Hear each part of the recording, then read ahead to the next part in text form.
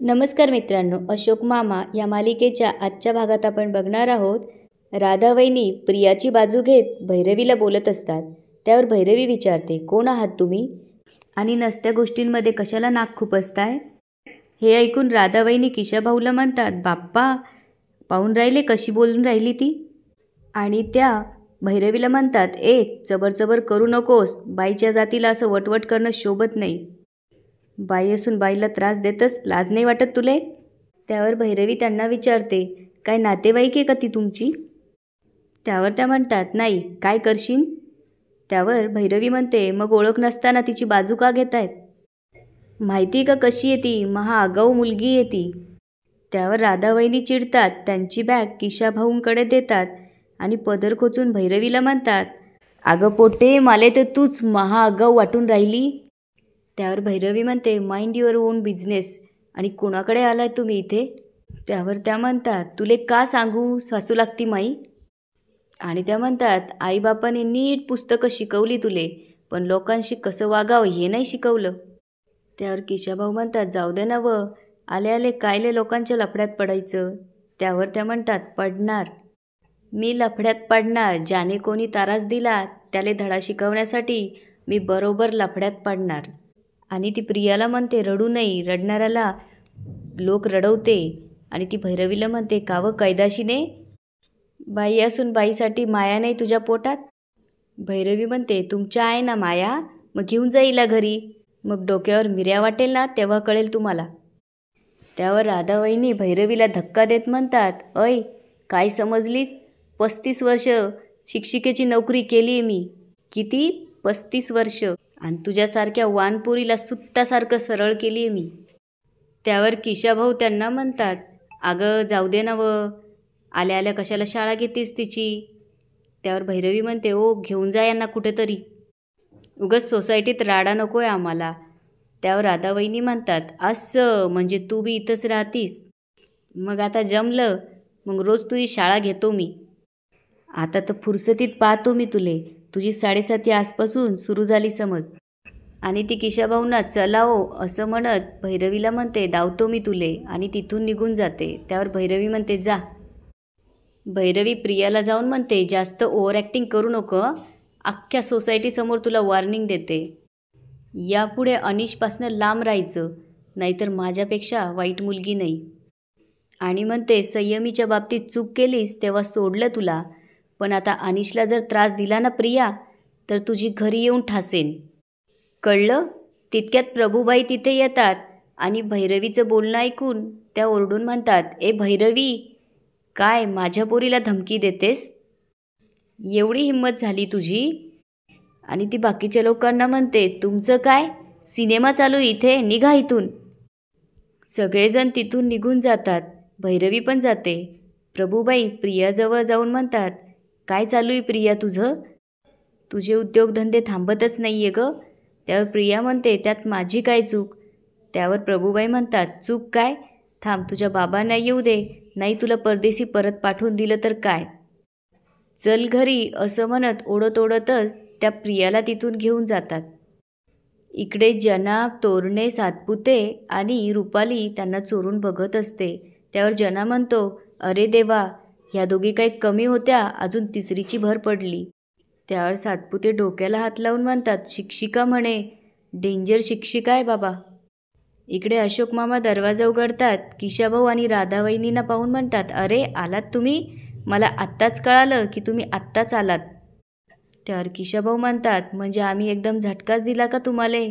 त्यावर अशोक मामा म्हणतात, नाही, मी तुम्हाला घ्यायलाच येणार होतो. या ना, आत या, असं म्हणून ते त्यांना बसायला सांगतात. इकडे प्रभूबाई खूप रागात असतात आणि म्हणतात, बस आता खूप झालं, आता नाही, यापुढे मी अजिबात अपमान सहन करून घेणार नाहीये. त्यावर सातपुते म्हणतात, प्रभूबाई जरा शांत व्हा. त्यावर प्रभूबाई म्हणतात, का शांत होऊ? अहो, त्या माझगावकर फॅमिलीने उच्छाद मांडलाय. त्यावर सगळे म्हणतात, अहो प्रभूबाई, तुम्ही आकांड तांडव का करताय एवढं? त्यावर त्या म्हणतात, आज त्या भैरवीने काय केलंय? तिने माझ्या मुलीच्या अंगाला हात लावलाय, धक्काबुक्की केली तिने. आणि त्या म्हणतात, मी आत्ताच्या आता पोलीस स्टेशनला जाते आणि कंप्लेंट करते.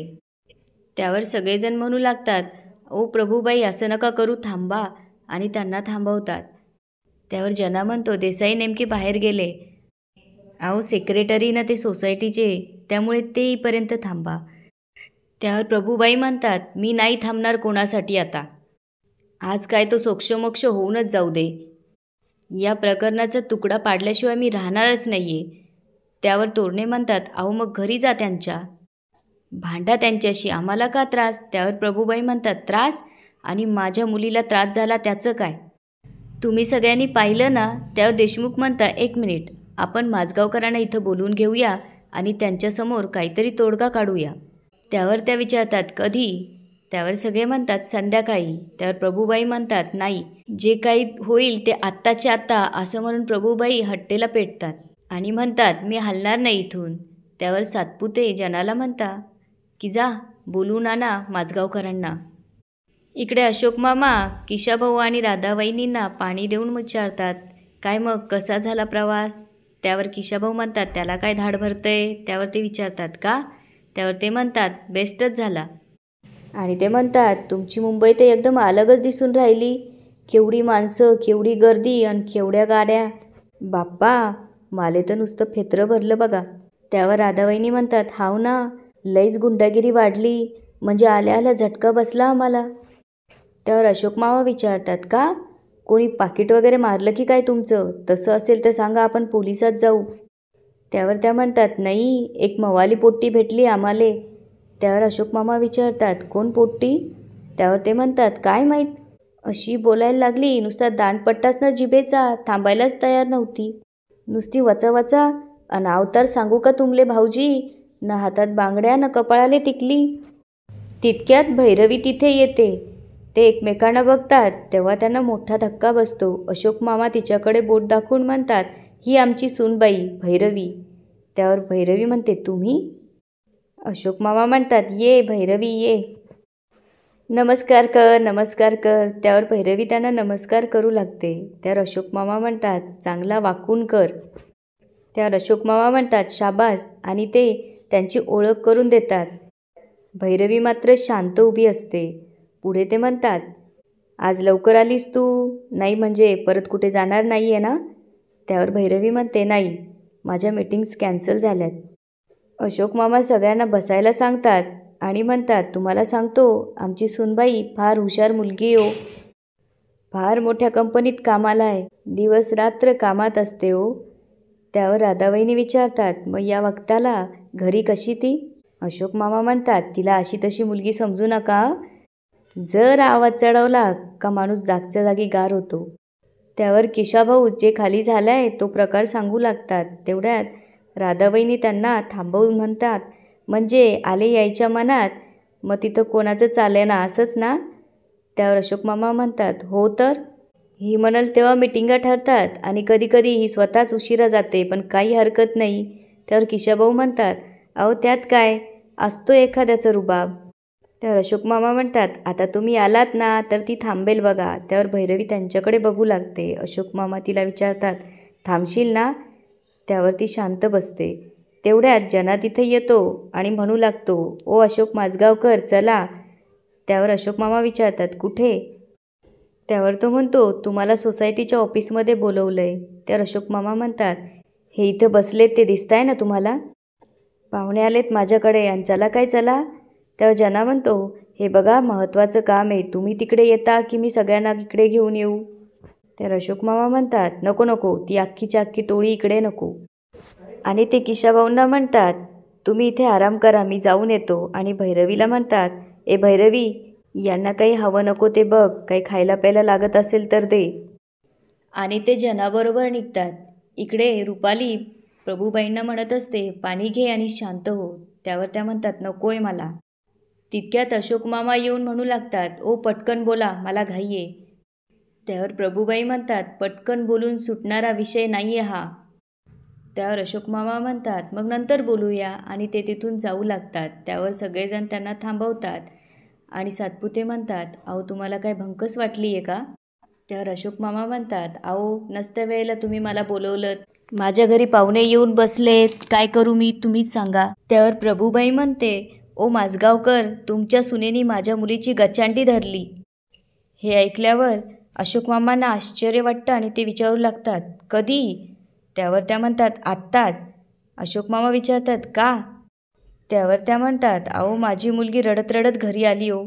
त्यावर तोरणे म्हणतात, काहीही काय बोलताय, तुम्हीच नेलं ना तुमच्या मुलीला ओढत ओढत घरी. त्यावर प्रभूबाई म्हणतात, अहो पण त्याआधी जे कांड झालं ते पाहिलं नाही का तुम्ही सगळ्यांनी? त्यावर जना म्हणतो, पाहिलं ना. त्यावर प्रभूबाई म्हणतात, मग सांगा ना त्यांना. त्यावर जना म्हणतो, अहो तुम्हीच सांगणार होतात ना, म्हणून त्यांना बोलवलं ना इथे. त्यावर प्रभूबाई म्हणतात, म्हणजे मी सगळं एकटीने सांगू इथे? त्यावर अशोक मामा म्हणतात, हे बघा तुमचा आपापसात खूप घोळ आहे, तुम्ही काय ते आधी सगळ्यांनी ठरवा आणि मग मला बोलवा, मी निघतो. असं म्हणून अशोक मामा तिथून निघून जातात. सातपुते म्हणतात, आपण या विषयावर सगळ्यांनी शांतपणे बोलूयात. त्यावर प्रभूबाई म्हणतात, ओ सातपुते, शांतपणे बोलण्याची वेळ गेली आता, आता बघाच मी काय करते. असं म्हणून त्या तिथून निघून जातात. इकडे भैरवी किशाभाऊ आणि राधावहिनींसाठी चहा घेऊन येते. त्यावर राधावहिनी विचारतात, बाप्पा तुमच्याकडे पाहुण्यांना नुसता चहाच देतात का? म्हणजे बिस्किटं, खारी, टोस्ट काहीच नाही का? त्यावर भैरवी म्हणते, आणते. त्यावर त्या म्हणतात, राहू दे, वराती मागून घोडं नको. त्यावर किशाभाऊ म्हणतात, मजाक करतीये ती, कॉमेडी आहे ना ती. राधावहिनी भैरवीला विचारतात, इकडे पंचांग आहे का? त्यावर भैरवी म्हणते, काय? त्या म्हणतात, पंचांग. त्यावर भैरवी म्हणते, बाबांकडे असेल ते, मला नाही माहीत. त्यावर त्या म्हणतात, बाप्पा पंचांग बाबाकडे काय करते? पंचांग आपल्याला लागते, दिवस पाहाले नाही लागत का? त्यावर भैरवी विचार करते दिवस आणि त्यांना विचारते, म्हणजे तुम्हाला पोहायला जायचं आहे का? त्यावर त्या म्हणतात, पोहाले? त्यावर भैरवी म्हणते, हां म्हणजे युज्युअली मी ते 4 दिवस पोहायला जात नाही म्हणून विचारलं. ते दिवस म्हणताय राईट? त्यावर राधावहिनी म्हणते, माय बाई व कशी इतपर तोंडाची ही.